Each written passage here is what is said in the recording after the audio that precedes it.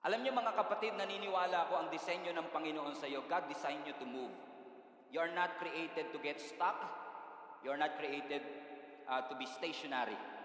Gusto ng Lord, you are transitioning and moving forward from glory to glory, from strength to strength, and from faith to faith. We want the next season of our life to be better than the previous season of our life. Wala naman po siguro sa ating nangangarap na kung gaano kamasalimuot ang 2022, ay baunin pa natin yan sa 2023. In fact, marami po sa atin ang nananalangin na, Lord, anumang bagay na pinagdaanan ko sa 2022, lahat ng heartbreak, lahat ng hirap, lahat ng failure, lahat ng bankruptcy, Lord, I pray that this season will be better than the next season. Hindi po masama mag-claim yan kasi ipinangako naman ng Panginoon na meron siyang magandang plano sa ating buhay. And God can live up to what He has promised. Kapag ang Diyos nangako, hindi siya katulad ng ex mo na hindi tumutupad.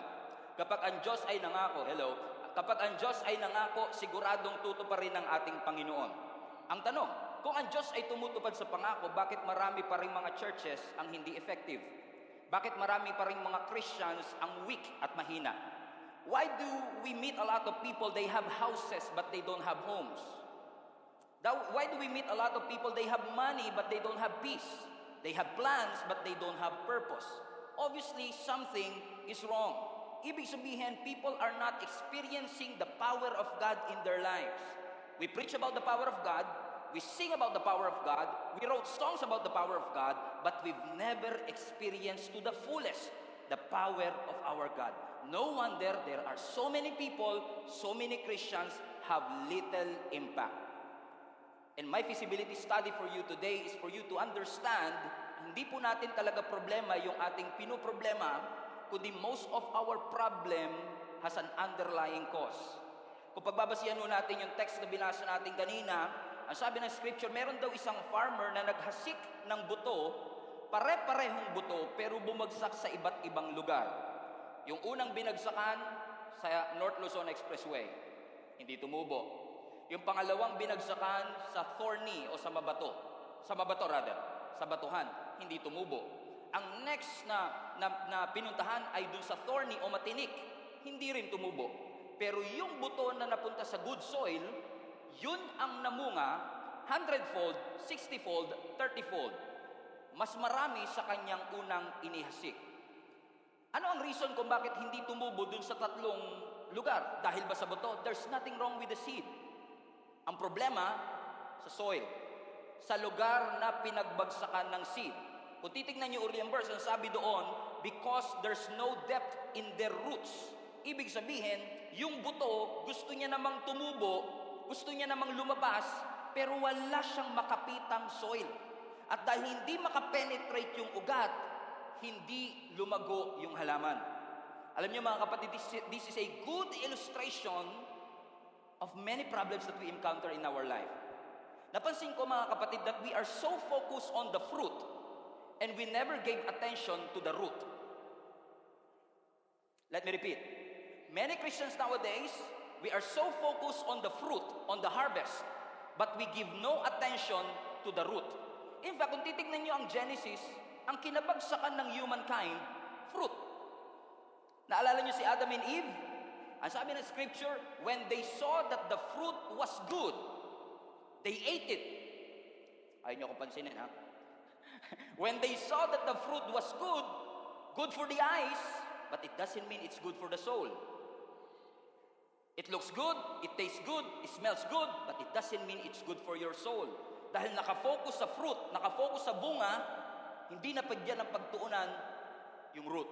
This is a picture of many problems that we encounter nowadays. Most of your problem is not a fruit problem, it's actually a root problem. Because if the root is compromised, the fruit will be jeopardized. Let me repeat, if the root is compromised, the fruit will be jeopardized.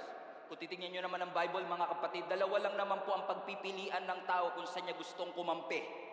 Ang sabi ng scripture, saan nyo ba gusto? Sa blessed life o sa cursed life?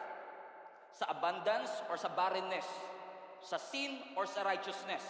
May advantage kapag pinili mo ang tama, may disadvantage kapag pinili mo ang mali. Ang sabi ng scripture sa Proverbs chapter 12 verse 3, sin cannot offer security. Ibig sabihin, kung pipiliin mo yung maling side, walang security kapag pinili mo ang mali.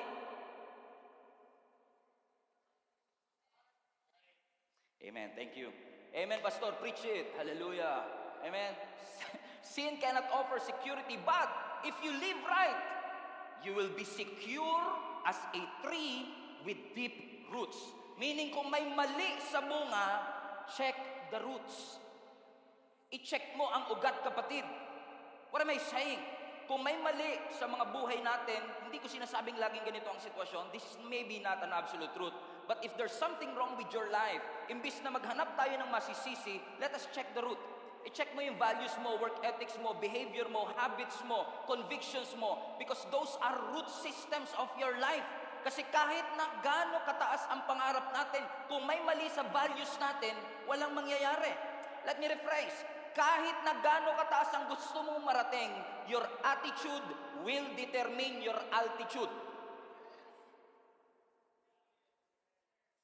Yung skyscraper is an illustration of what really God wants for your life to be. Kahit anong floor na ho ang meron ka sa buhay mo, there's always another level for your life. Gaano ka man ka-successful, there's always another level for your life. At ang destiny na inilaan at pinagbayaran ni Kristo para sa iyo, kapatid, is skyscraper, hindi bonsai. Don't settle for less. Pero ang tanong, pag nagtatayo ka ng mataas na building, hindi ako engineer, dapat malalim din ang pundasyon na iyong itinatayo. If you want to grow higher, you have to dig deeper. You want to grow up, you have to grow down. Lahat tayo madaling mangarap ng skyscraper. Lahat ng dreams, skyscraper. Pero walang gustong magbigay ng atensyon to check our roots, to build the right foundation. Gusto ng building tamad maghukay. Ang first stage of building buildings, I believe, na pinaka-importante is for us to dig deeper. And when you dig, watch this, when you dig with a growth mindset. Pag nagpatayo ka ng bahay, ini-imagine mo na kagad kung gaano kataas yung bahay na gusto mo. 3rd floor, 4th floor, at yung lalim ng hukay mo nakadepende sa taas ng building na gusto mo. Mali ba yung sinasabi ko? O tama? Tama. Amen? Amen. So, ibig sabihin, naguhukay ka pa lang, meron ka ng perspective kung ano gusto mo mangyari. So, kung ikaw, kapatid, ay merong growth mindset, you will not just dig, you will dig deeper. Kung meron kang winner mentality, you will not just dig, you will dig deeper. Knowing na ang plano ng Panginoon sa iyo ay hindi lang pangkawayan, kundi pang skyscraper. At kung skyscraper ang plano ng Panginoon, kailangan mas malalim yung hukay natin. At pag naghuhukay ka, ay pala ka kunwari, naghuhukay ka, amen, you are actually digging by definition, is actually turning the soil over. By definition, pag naghuhukay ka, binabaliktad mo lang yung soil. Bakit, Pastor? Because you are creating room for the plant to grow. Kaya ka naghuhukay. Actually, by definition, when you dig, you are making the soil light enough para magbigay ng room dun sa halaman na mag-grow. Naiintindihan niyo po ba yung sinasabi ko, mga kapatid? Napakahalaga ho kasi ng soil sa agriculture. Kanina, engineer ka, Pastor. Ngayon, farmer ka naman. Grabe, daming alam ni Pastor. Kasi, di ba, kung ang digging ay important sa pagtatayo ng building, naniniwala ako, mga kapatid, na ang soil din ay importante sa growth mo. Bakit? Ang soil ho kasi ang nagbibigay ng nutrients sa halaman. Ang soil din ang kinakapitan ng ugat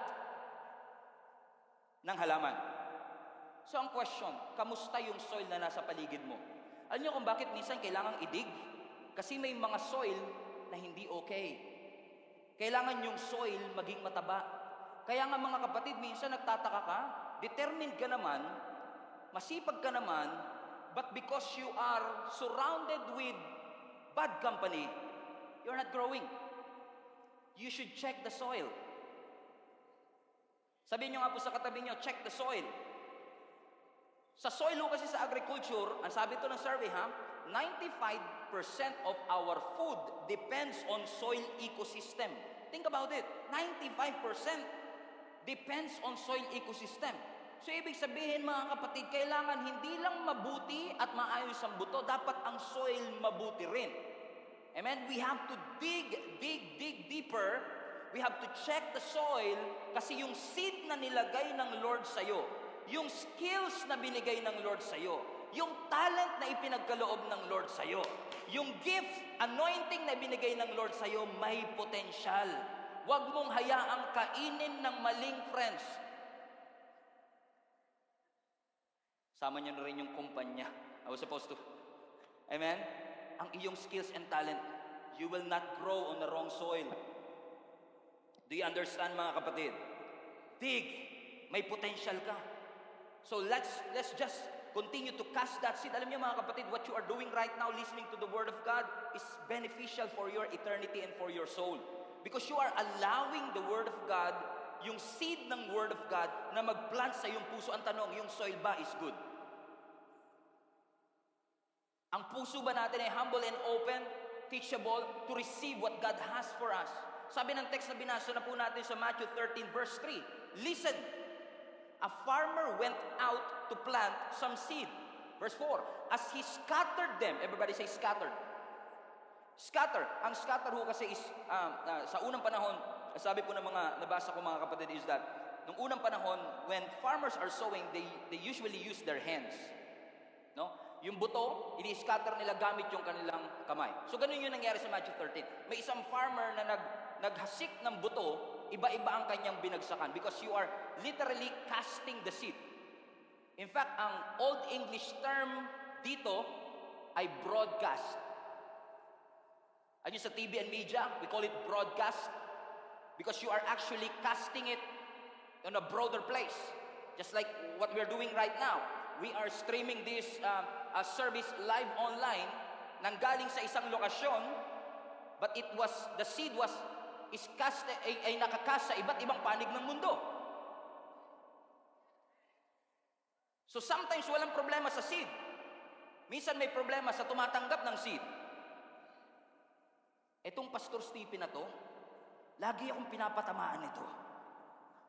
Or, tinatama ako ng Lord ngayon. What kind of seed, what kind of soil are you? What kind of heart you have sa araw na ito? Because yung seed na yan, may potential. Yung personality, yung gift, yung talent na ipinagkaloob sa iyo ng Lord, may potential. At hayaan mo na ma-maximize natin yung anumang bagay na ipinagkaloob ng Panginoon sa atin, anumang resources na ipinagkatiwala ng Diyos sa atin, ay masiguro natin na ma-maximize natin at yung potential natin bilang mga anak ng Diyos ay ma-maximize to the fullest. Kasi lahat ng mga seed, napansin niyo, lahat ng mga achievements natin galing sa seed, sa idea.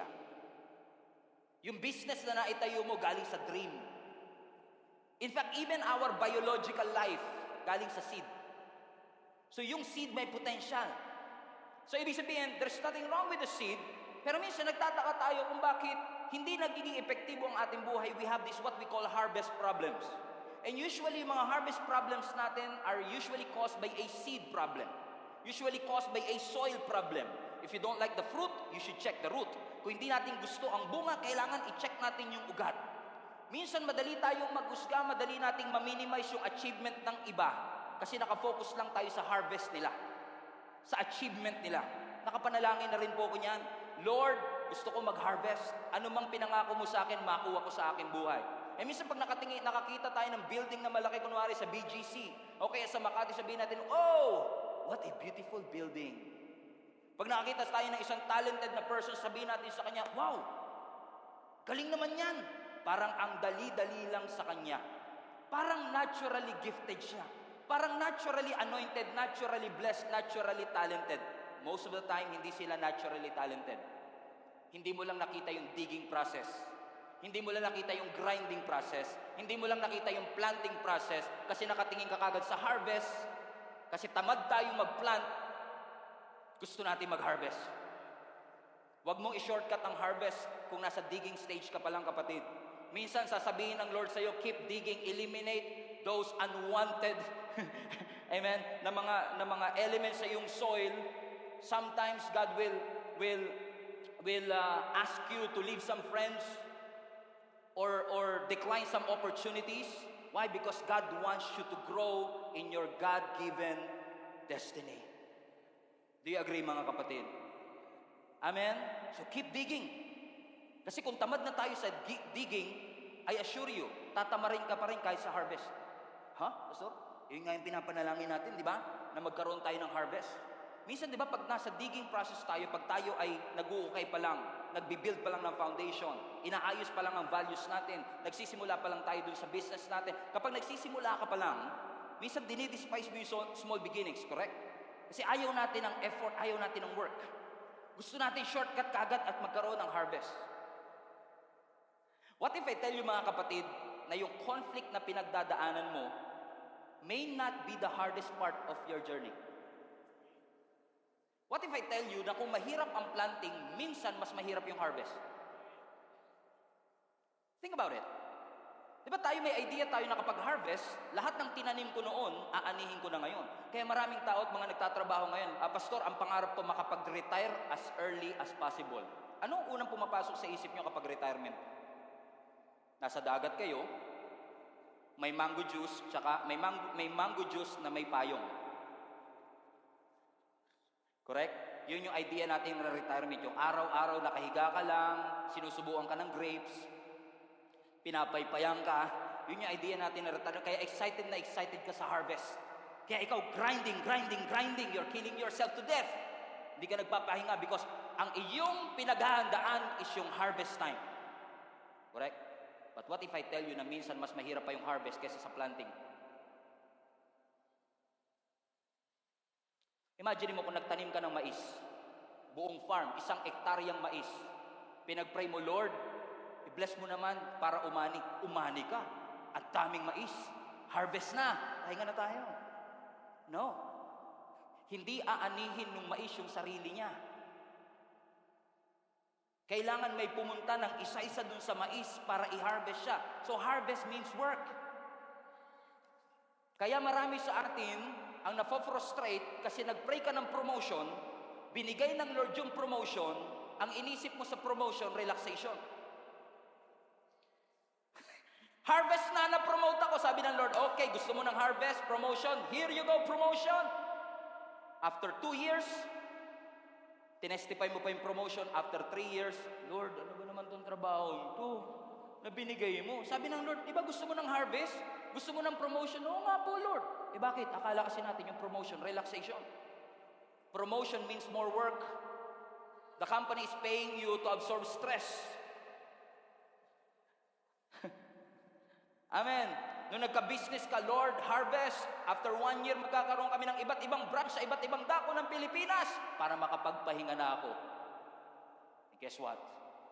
Nung nalagay na yung 7 branches, hindi ka na makatulog, wala ka ng time sa family mo. Sabi mo, Lord, ba't ganito? Pinag-pray ko harvest. Sabi ng Lord, harvest nga eh. Yun nga lang, may mali tayong conception that harvest means relaxation. But harvest doesn't mean relaxation. Harvest means work. You have to work out and claim, possess the possession that God has entrusted into your life. Now you understand kung bakit 1 year ago, tuwang-tuwa ka sa blessing, right now, you are complaining the same blessing na ipinagpasalamat mo, at ang tanong mo ngayon, what happened to my miracle? Because of the wrong perspective. But we thank the Lord. Kung pinopromote ka ng Panginoon, kung i-expand ng Lord ang territory mo, ini-enable ka rin ng Panginoon para mapagtugumpayan ang iba't ibang mga challenges sa level that you are in right now. May concept kasi tayo, kapag blessed ang isang simbahan, walang problema ang isang simbahan. Hello? Na kapag maraming mga outreaches ang isang simbahan, we have a concept of church planting means relaxation. No. And I say this with all humility, my friend. What if the harvest that you are praying for is already here? But because you have a concept of harvest as relaxation, nakita mo na yung mais, ayaw mong anihin. Nabubulok na yung harvest, hindi mo mapakinabangan kasi tinatamad kang magtrabaho. Parehong hindi po madali. Pareho pong nagre-require ng dedication and commitment. Kaya nga po sinasabi ko, kung nahihirapan ka sa digging, dahil nakita mo yung iba nagfi-finishing na, ikaw nasa digging process pa din, nagpipintura na sila, ikaw naghuhukay pa rin, naglalagay na sila ng furniture, ikaw nag-uukay pa rin, huwag kang mag-settle for less dahil lang nag-finishing na sila. Amen, nape-pressure kasi tayo dahil iba naglalagay na ng mga flower vase, naglalagay na ng kanilang mga kurtina, ikaw nasa digging process pa rin. Kaya ka gustong paulit-ulit na sabihan ng Lord, keep digging, kasi ang sinasabi ng Panginoon, sila hanggang third floor lang, pero yung sa'yo pang skyscraper. You have to keep digging, keep digging, keep digging. At dahil nakita mo yung iba, mas maganda na na-achieve, mas malaki na ang sweldo nila sa'yo, nung nagbigay ng opportunity sa paligid mo, grinab mo agad. Ayoko na ng digging. Ayoko na ng hirap. May opportunity sa abroad, go for it. May opportunity sa isang kumpanya, the grass is greener on the other side, go for it without even praying for it. You go for it. It is a great opportunity. But the question is that your assignment? Kasi kahit gaano kaganda ang opportunity, kung di yan ang assignment ng Lord sa'yo, don't do it. Don't do it. Hindi lahat ng opportunity blessing. Yung iba patibong. Ang sabi ng Bible, commit yourself to the Lord and He will establish your plans. Anong sikreto? I-commit mo ang sarili mo sa Panginoon. Kasi kapag kay Lord ka nakatingin at hindi sa katabi mo, kapag kay Lord ka nakatingin at hindi sa Instagram feed ng kapitbahay mo, ang sabi ng Scripture, when you commit yourself to the Lord, He will establish your plans. Maybe some of you are saying, Pastor, tingin ko hindi naman ako pang skyscraper because I don't have enough experience, I don't have the education, hindi ako graduate sa isang prestiyosong eskwelahan, I'm not talented enough. In fact, Pastor, if you look at my life, punong-puno ng gulo at kaguluhan ng aking buhay. Pag tinignan mo, Pastor, ang buhay ko, lalo yung puso ko, hindi mukhang skyscraper. Mukhang gulo. Mukhang walang patutungan, wasak, durog. Puso ko, Pastor, dinurog na naman. Pangatlo na to. May pag-asa pa ba, Pastor? Pang skyscraper pa ba talaga? Mukhang hanggang dito na nga lang talaga ako. Na nakalimutan natin na lahat ng building bago itinayo, may gulo, may kalat. Naalala ko nung kinoconstruct tong lugar na to, ang gulo, ang kalat. Naalala mo nung nagpagawa ka ng bahay, ang gulo, ang kalat. In fact, tugma rin yan sa agriculture. Kasi sa agriculture, gumagamit sila ng dumi para patabain yung lupa. They are using manure, waste, dung, D-U-N-G. Bakit? Ang sabi ng mga farmers, yung waste is a catalyst for growth. Oh! Yung waste ay catalyst for growth. Yung dirt ay catalyst for growth. Ang soil, lahat ng terrestrial life depends on the soil.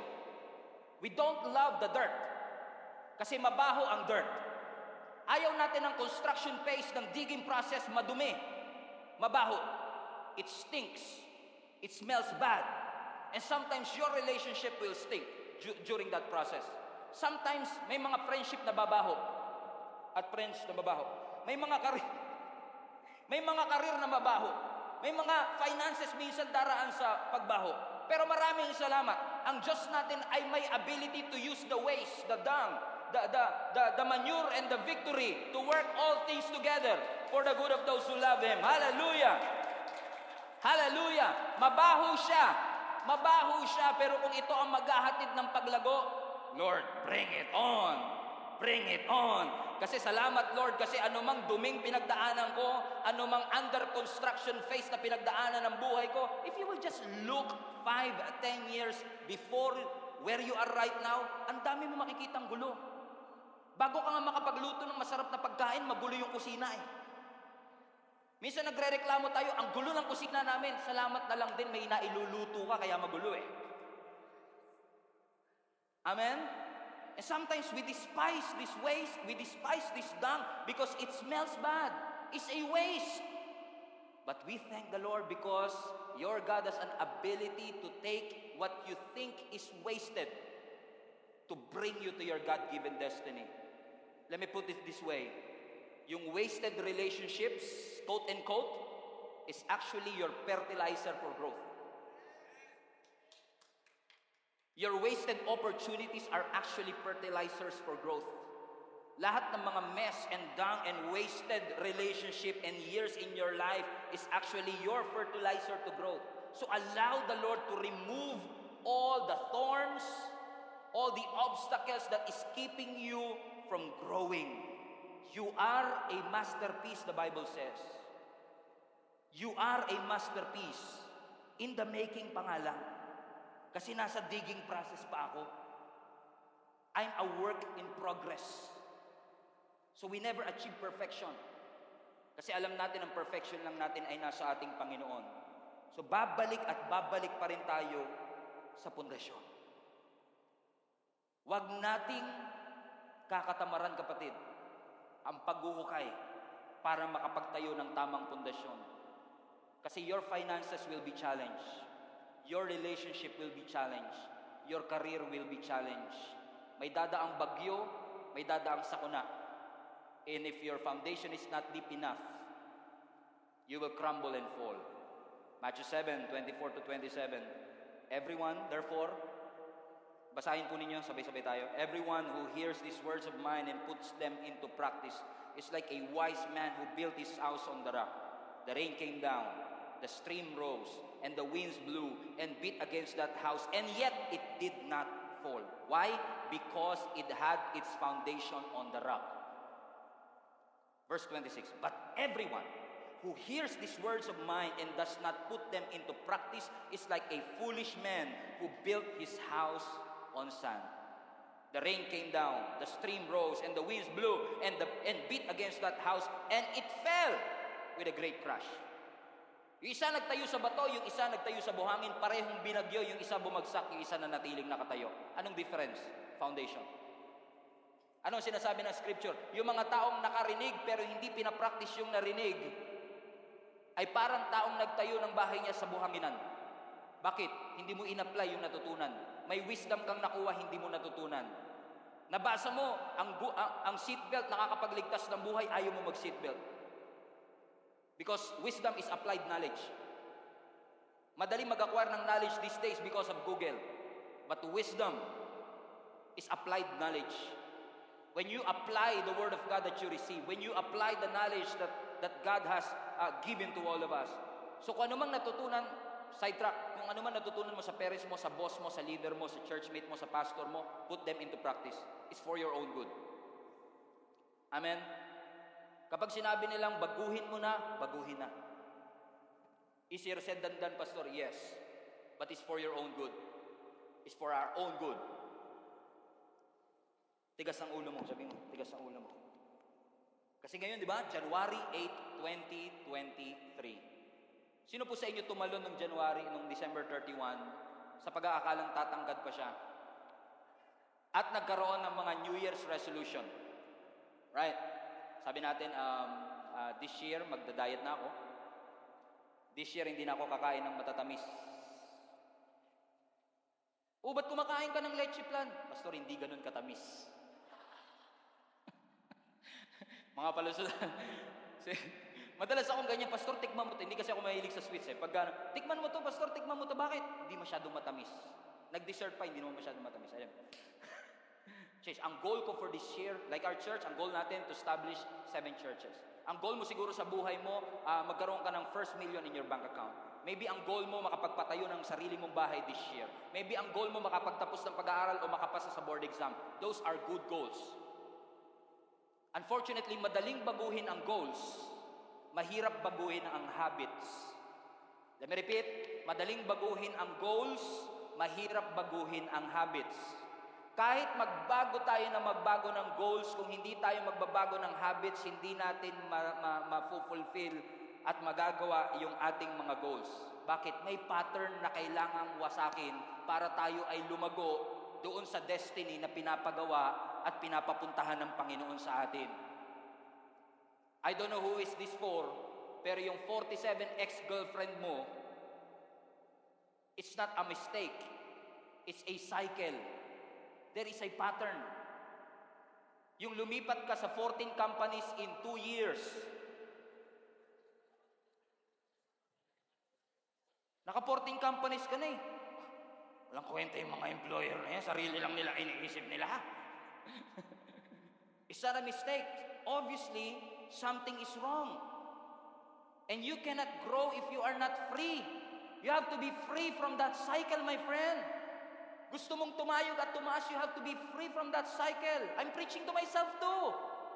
Gusto mong lumaya. Gusto mong lumago. Kailangan ma-free ka sa mga cycle na yan. And minsan, kapag hindi natin na-achieve ang mga plano ng Lord, hinuhusgahan natin ang ating sarili. I'm not talented enough. I'm not gifted enough. I'm not educated enough. But most of us, mga kapatid, hindi natin na-achieve yung mga dapat nating ma-achieve. Hindi dahil hindi ka talented. Hindi dahil hindi ka anointed. Kundi ikaw ay trapped sa isang vicious and unproductive cycle na kailangan kang palayain ng ating Panginoon. We all need to be free from that cycle. Cycle of procrastination, kaya hindi tayo makapagdig. Vicious and unproductive cycle. We keep on feeding it, feeding it, feeding it. Sabi mo, magbago ka na, Stephen. I want to change. We all want to change. And if we really want na yung skyscraper destiny ay maranasan natin, Lord, enable us to change. Kasi naniniwala ko mga kapatid, ang true change, ang tunay na pagbabago, effortless. Kasi it is the grace of God that will enable you to change. Madalas tayo mag-preach sa ibang tao, magbago ka na, pero pagdating sa ating sarili, ako yan. Biruin mo, araw-araw ka nagpipreach, magbago na kayo. Pero ako mismo, pag pinipreach ko to sa akin sarili, mahirap din. I'm just being true to you. Tao din po ako, hindi naman tayo robot eh. Mahirap din talaga. Parang, pag nagliligawan pa lang kayo, sabi ng isa,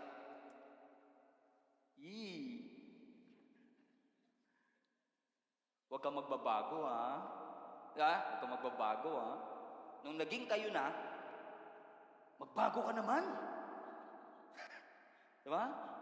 After 3 years, naghiwalay. Oh, ba't naghiwalay kayo? Nagbago na siya, pastor.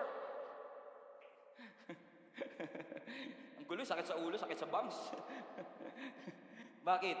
Amen? Kasi hindi talaga tayo mababago kung mali ang ating pinapakain. If we don't protect the soil, if we don't put the seed on the right ground. Amen.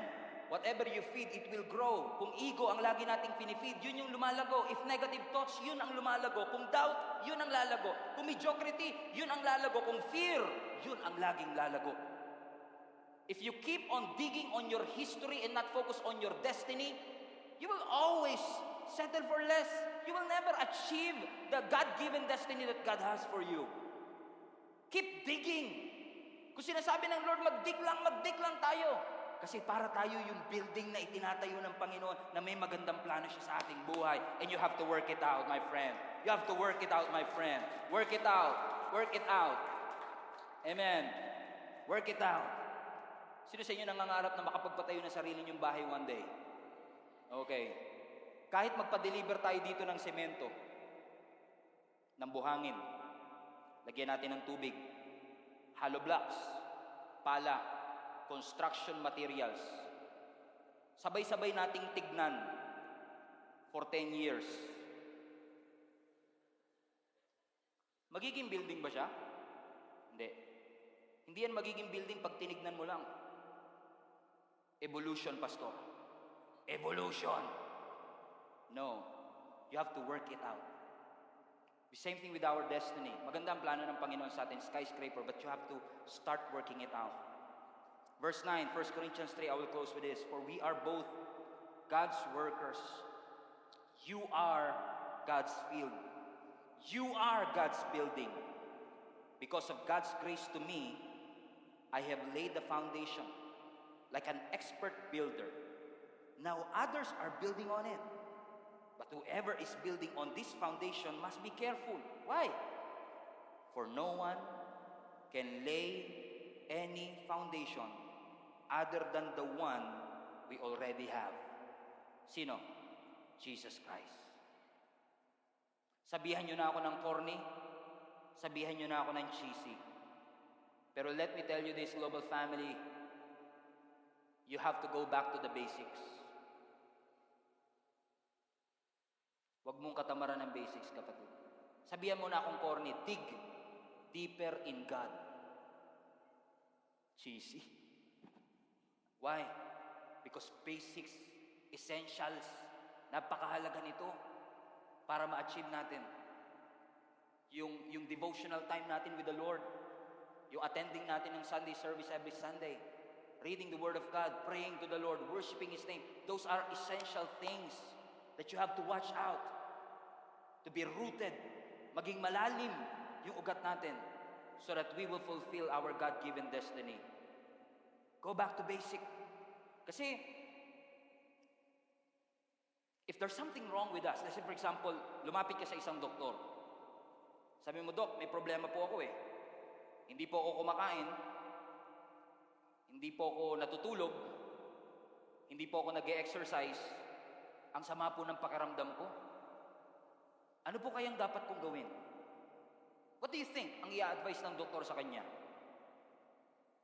Pastor, hindi. Dok, ba't ganun? Ang sama ng pakiramdam ko. Hindi ako natutulog, hindi ako kumakain, hindi ako nag-exercise. Ano kaya sasuggest ng doktor sa kanya? Hindi ako doktor, no? Pero I think, ang sasabihin ng doktor siguro, well, siguro, try mo munang umuwi.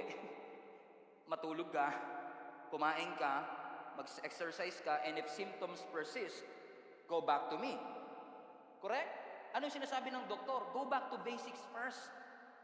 Baka mamaya, Pastor, Dok, hindi ako makatulog. Cancer ba to, Dok? Mahirap mag-assume at mag-conclude agad based on this because you have to go back to the basics first. You have to go deeper in the Lord because your potentials are paralyzed because you are trapped in that cycle. Go back to basic. Pray to the Lord. Maglaan ng panahon every morning to talk to your God. Maglaan ng panahon to read some books. Read the Word of God. Bumalik ka sa nakagawian mo. Masyado ka ng busy, hindi ka na nga nakakapagbasa ng libro katulad dati. Paggising mo ngayon, diretso ka na kagad sa shower. Dati, nakakapagmuni-muni ka pa. 10 minutes. Let's go back to that basics. Balikan natin.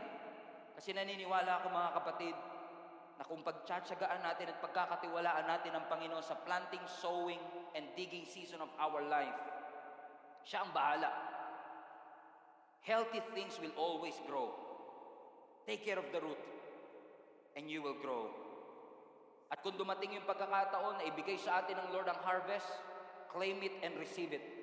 And say, Lord, enable me for me to be able to accomplish what you have purposed para dito sa bagong season, sa bagong lugar na pinaglagyan mo sa akin. Huwag tayong masyadong excited lang sa victory, ayaw natin ang battle. Masyado tayong excited sa conquering, ayaw natin ang conflict. Sometimes victory includes conflict. Sometimes victory includes battle.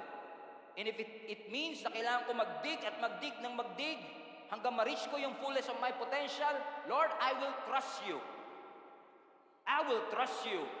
Magtitiwala ako sa iyo, Panginoon, because I know that the better the foundation, the longer that it will last. Magtatagal ako kapag tama ang aking pundasyon. Hindi ko man makita yung wow sa now. Pero magtitiwala ako, Panginoon, na yung prosesong gusto mong pagdaanan ko, pagdadaanan ko. Huwag ka masyado excited sa platform na ayaw mong dumaan sa process. Dahil feeling mo napag-iiwanan ka na and you are losing opportunity. No, you are growing your roots. Be patient. You are growing your roots. Be patient. Trust the Lord. Don't rush. Be patient. Trust Him. Trust His Word. Be patient. You want it right now or you want it right? Your choice. Keep on digging. As long as sinasabi ng Lord na magdidig lang tayo at mag-uukay tayo, Lord, we will trust you. We will keep on digging. Mas malalim para sa mas mataas na pagtawag mo sa aking buhay. I don't know who is this for, but I can sense that some people here in person and those who are, maybe somebody who is joining us online, alam mong may mataas na pagtawag ang Panginoon sa iyo, but you are afraid to take that step out of your boat, out of your comfort zone. Kasi you are underestimating what you can do and what God has gifted you to do. But today, I believe God is talking to you. He's telling you, get out of your comfort zone. You can do more than that. Be who God wants you to be. And trust that whatever it is that God has designed and purpose for your life shall be accomplished. Keep on digging. Keep on digging. Roll up our sleeves. and keep on digging. Keep on praying. Kahit hindi ko pa maramdaman ng sagot. Keep on reading. Keep on listening. Keep on forgiving. Keep on desiring to grow and mature. And I assure you, maririnig ng Panginoon ang ating panalangin. And He will bring you to your skyscraper destiny. Father, we thank you. Let's bow our heads.